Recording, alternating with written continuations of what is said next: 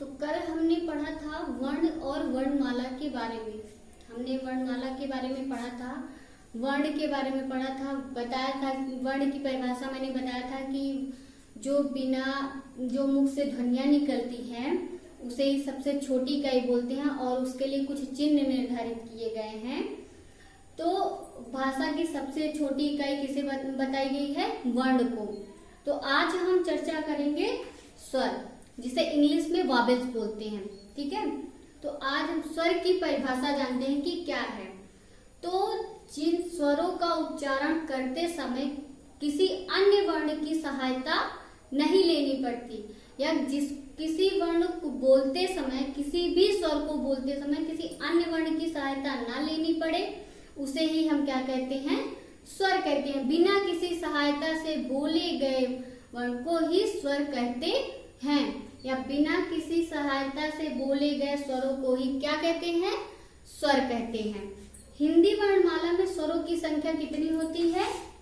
11। हिंदी वर्णमाला में स्वरों की संख्या होती है 11। कौन कौन सी होती है? आ, इ, ई, उ,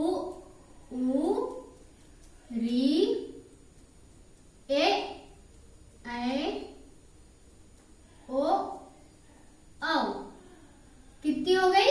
11। 1 2 3 4 5 6 7 8 9 10 11। कितनी हो गई? ये हो गए स्वर।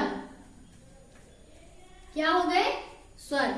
हिंदी वर्णमाला में स्वरों की संख्या कितनी होती है? 11, और ये 11 हो गए स्वर। अब हम जानते हैं कि स्वर्ण के कितने भेद होते हैं। स्वर के कितने भेद होते हैं?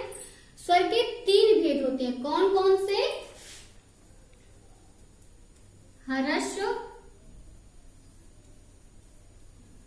दीर्घ, तीसरा कौन सा है? प्लुत।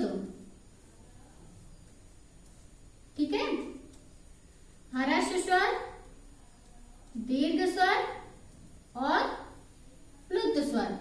ठीक, ये हो गए इनके भेद। अब जानते हैं ह्रस्व स्वर क्या है। अब सबसे पहले जानेंगे ह्रस्व स्वर के बारे में। ह्रस्व स्वर क्या है?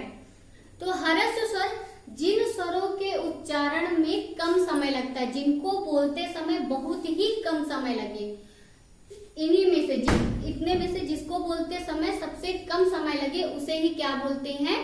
ह्रस्व स्वर। ह्रस्व स्वर की संख्या कितनी होती है? 4। ह्रस्व स्वर की संख्या कितनी होती है? 4। इनको बोलते समय हमें बहुत कम समय लगता है। इसमें से किस किस को बोलते समय कम समय लगता है? आ, ई, उ, और कौन सा है? री।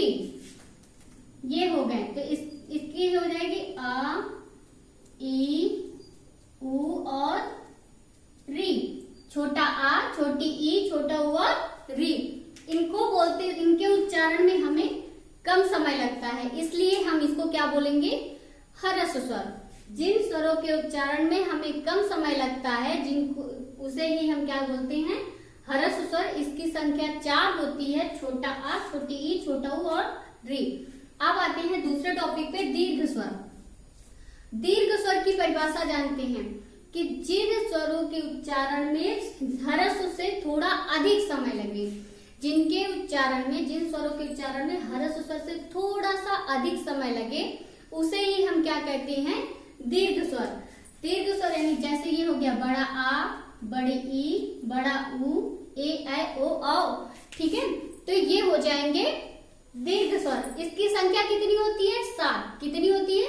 7। कौन कौन से? बड़ा आ, बड़ी ई, उ, बड़ा उ, ए, ऐ, ओ और औ। कितने हो गए?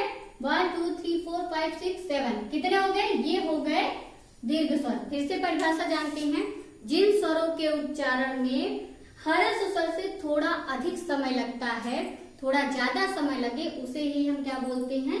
दीर्घ स्वर। इसकी संख्या 7 होती है।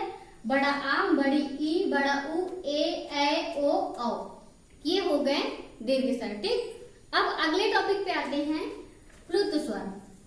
प्लुत स्वर क्या है, ठीक, इसकी परिभाषा जानते हैं। तो इसकी परिभाषा है कि ह्रस्व स्वर जिन स्वरों के उच्चारण में ह्रस्व स्वर और दीर्घ स्वर से भी अधिक समय लगे, 3 गुना समय लगे, ठीक, इसमें कम समय लगता है, इसमें दुगना समय लगता है, और प्लुत स्वर में तिगुना समय लगता है। यानी ह्रस्व स्वर जिन स्वरों के उच्चारण में ह्रस्व स्वर और दीर्घ स्वर से भी अधिक समय लगे, 3 गुना समय लगे, उसे ही हम क्या कहते हैं, प्लुत स्वर।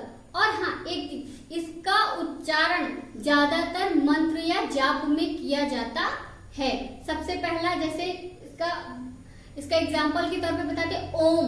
ओम को हम लंबा खींचते हैं, ओम, तो ये लंबा जाता है ना, बहुत ही बड़ा, इसलिए इसको जैसे ओम, इसको हम बोलेंगे तो इन दोनों से ज्यादा समय लगा, इसलिए इसको हम क्या बोलेंगे, प्लुत स्वर।